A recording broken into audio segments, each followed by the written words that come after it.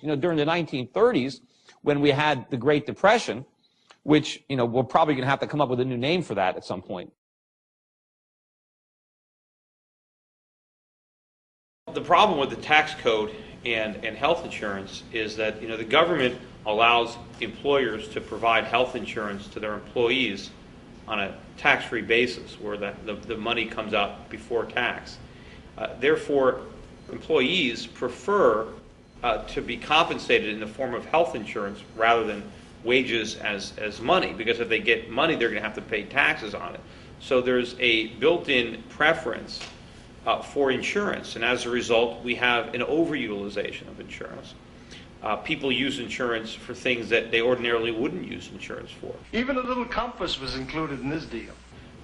In general, you want insurance for, you know, low probability, high cost things. You know, major medical. You know, something happens that, you know, you get cancer, you get hit by a car. I mean, you have major expenses. You don't want to use insurance when you get the flu, if you sprain your ankle.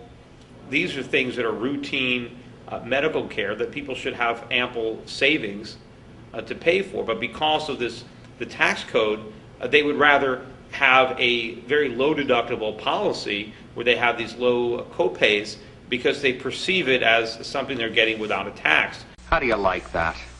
My own mother falling for that stuff. Whereas if they got paid money instead, they would probably be much more conservative in the health care that they purchase, because they would be purchasing it with after-tax money.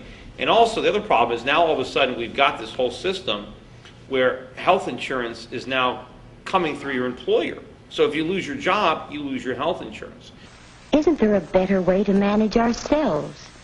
It would be much better if individuals were able to buy their own health insurance and take it with them regardless of where they happen to work.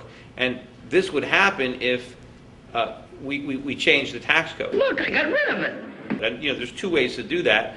Either you can tax health care benefits and then lower the income tax on everybody, or increase the personal deduction so that people don't have higher taxes to pay. But now they have the money, they have more money in their pocket, and they can decide, you know, to buy health insurance or not, or what kind of insurance they want. Or you can give people, you know, a tax exempt income with which they can either have the cash or buy health insurance. That would be the equivalent of getting it from your employer. But either way, you want to get you want to get the taxes out of it so there is no distortion. Well, what's next on the agenda? And then if that happens, then of course if you get the government to stop the states from making it illegal for individuals to shop, you know, throughout the country for insurance, instead of just allowing certain insurance companies to offer insurance within the state. If you had a lot of companies competing for business and you had Americans buying their own health insurance, then we wouldn't have the cost running out of control. It's one of the reasons it's so expensive, is because there's so much overutilization. And of course, when the employers are buying the health insurance, I mean, they're not as concerned about it because it's not even their money. It's their employees' money in many cases. Sure, they pay for it, but they pay for it by paying their employees lower wages. You know, people think it's some kind of free benefit. But if your employer is going to provide you health insurance, that means he has to take it out of the wages that he would have paid you if he wasn't paying you health insurance. And of course, you know, the health insurance costs go up. You know, I have insurance for my employees, and the costs are up, I think, 16% this year. Every year they go up, you know, 10 to 20%. Are you tense, anxious, worried? If we took the insurance out of the employment process, I think insurance would be a lot cheaper, and then medical procedures would be a lot cheaper, because you wouldn't have people overusing the healthcare system because they would perceive a cost. Beginning to feel better? Uh-huh. And this is only the beginning. You know, right now, when you have people with insurance for everything, I mean, they don't really care if a third party is paying for it.